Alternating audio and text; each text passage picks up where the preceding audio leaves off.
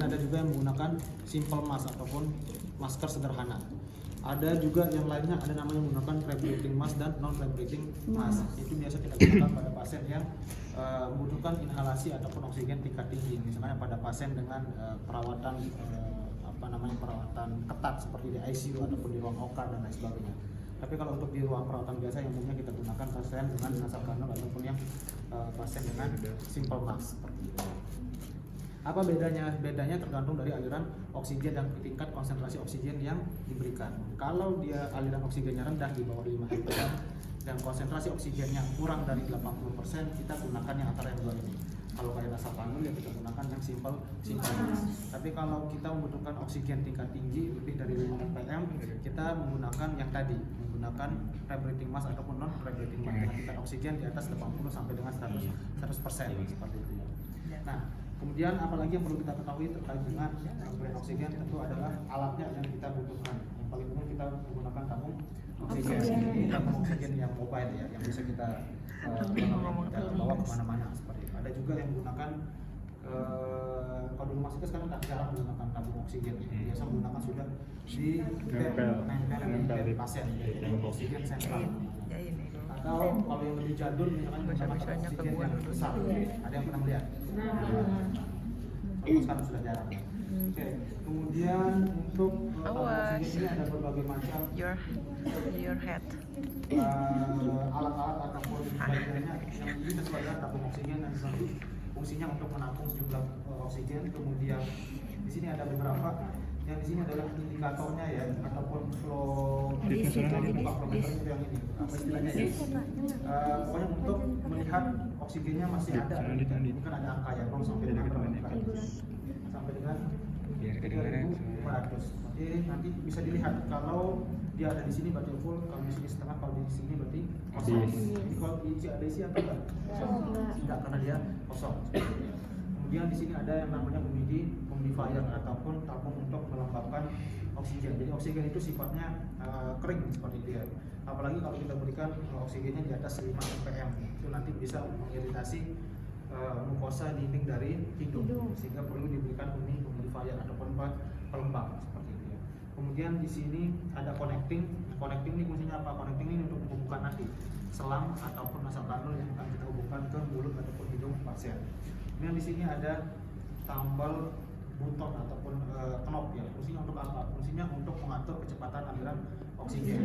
Ini tinggal diputar ke arah kiri itu untuk membuka, sedangkan kanan untuk menutup. Jadi nanti bisa dilihat kecepatan oksigennya bisa dilihat dari mana? Dilihat dari flow meternya ini. Nah, ini flow meternya ada dari angka 0 sampai dengan yang tertinggi berapa di sini? Di sini berapa? Bisa lihat ya? Punya mata batin. 15 ya.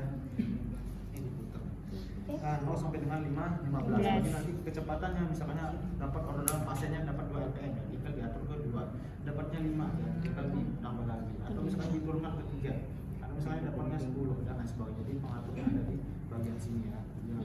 Ya, nanti ini oksigennya otomatis akan naik ataupun turun. Ini ada bola kecil seperti ini, dia akan naik turun sesuai dengan indikator ataupun tingkat oksigen yang kita berikan. Cuma sayangnya ini oksigennya habis ya, jadi tidak bisa naik ataupun turun seperti itu. Karena memang habis seperti itu. Oke, kemudian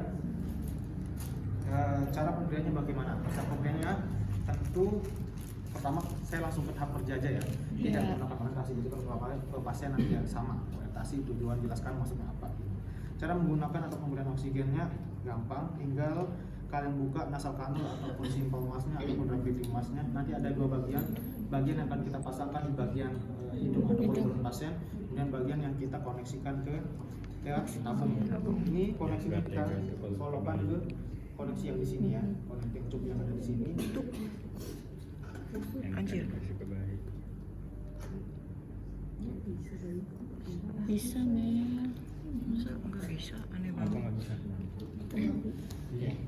Kemudian ini kita posisikan pasien senyaman mungkin. Apakah dia nyaman dengan posisi tidur, semi forward ataupun duduk seperti ini. Sebelum kita melakukan pemasangan pada pasien ini kan ke nasal kanul ya, berarti ke hidung. Kita cek dulu kepatenan dari hidungnya. bila perlu kita bersihkan. Misalkan ada congeknya banyak seperti itu. Upil Telinga Pak. Ya, atau Congek di telinga, Pak. Ya, upil kebalik ya. Atau misalkannya ada pasien dengan fraktur hidung udah ditonjok seperti itu ya, maka tidak boleh kita gunakan nasakanul. Atau misalkannya ada polip atau bengkak ataupun masa pada lubang hidungnya, maka tidak bisa kita gunakan yang nasakanul. Kita gunakan yang metode yang lain, bisa menggunakan simpel mas atau lain sebagainya. Oke, katakan tidak ada, sudah kita bersihkan, baru kemudian kita pasangkan pasiennya. Pasangnya caranya bagaimana? Ah. Di hidung dong. Masa dimasukin ke Ini kita longgarkan dulu, kemudian kita tinggal pasang seperti biasa. Ini diarahkan ke hidung pasien. Kemudian yang belakang kita ke bagian ini. Kalau misalkan kalian mau taruh jelly silahkan. Kalau dia mau taruh pelembab silahkan. Hidungnya mancung aja. Ya, karena kalau dia tekanannya lebih dari 2 rpm biasanya bisa mengiritasi mukosa dinding hidung. Apalagi kalau misalkan nggak ada airnya ataupun humidifiernya seperti itu ya. Airnya cara tadi saya lupa ya.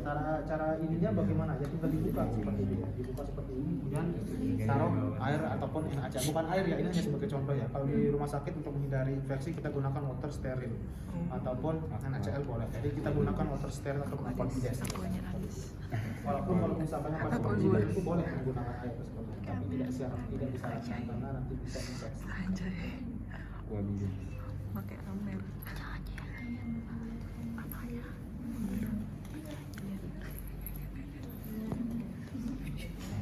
Itu Aurel yang asli.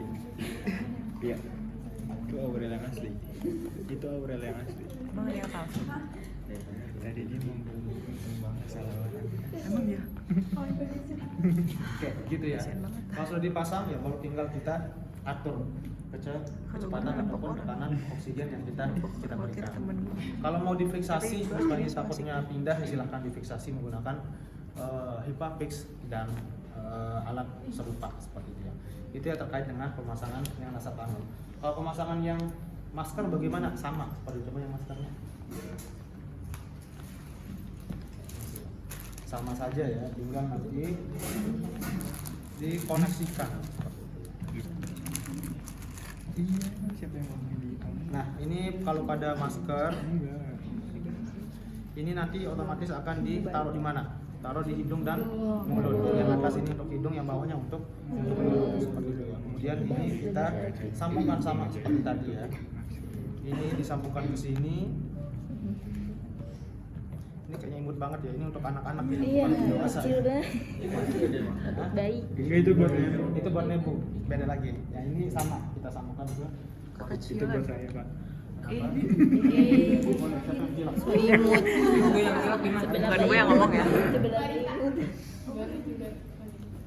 Kemudian untuk mengencangkannya nanti kita bisa gunakan tali yang ada di sini ya. Tinggal kita tarik ke dalam atau sebaliknya seperti itu. Sudah, nanti tinggal dipasang. Kemudian Cicil bah. oh pas ya, pas enggak pas. Kemudian nanti baru kita Kayak ngepasnya ngepas. enggak ngepas sih karena kekecilan. Heeh. Nah, jadi seperti ini kalau menggunakan yang masker. Ini namanya simple mask. Ada juga nanti yang menggunakan rebreathing mask dan non rebreathing mask. Itu nanti ada tabungnya ataupun di bawahnya di sini ada ada plastiknya untuk menampung oksigen. Itu biasanya pada pasien yang kondisi gagal nafas, kondisi dia tidak bisa bernapas spontan, jadi harus menggunakan rebreathing mask dan non rebreathing mask. Kalau pasiennya masih sadar, nafasnya spontan, yang umumnya menggunakan nasal cannula ataupun yang masker sederhana seperti ini. Oke, itu ya terkait dengan pemberian terapi oksigen. Ada yang ingin ditanyakan? Ada? Oke, sambil di skip. Ya. Ya. Ada sebagian rumah sakit yang dari depan tuh sama aja. Kenapa? Jadi itu dari depan baru kelas Dicantolin tapi kupingnya. sama aja Pak. Enggak apa-apa, sama aja. Mau dari depan, mau dari belakang, silakan. Yang penting Dari samping nyantol. juga nggak apa-apa. Di samping bisa, silakan. Dari depan polsek juga nggak apa-apa. Di samping bisa. Itu ya terkait dengan pemberian oksigen. Nah, kemudian selanjutnya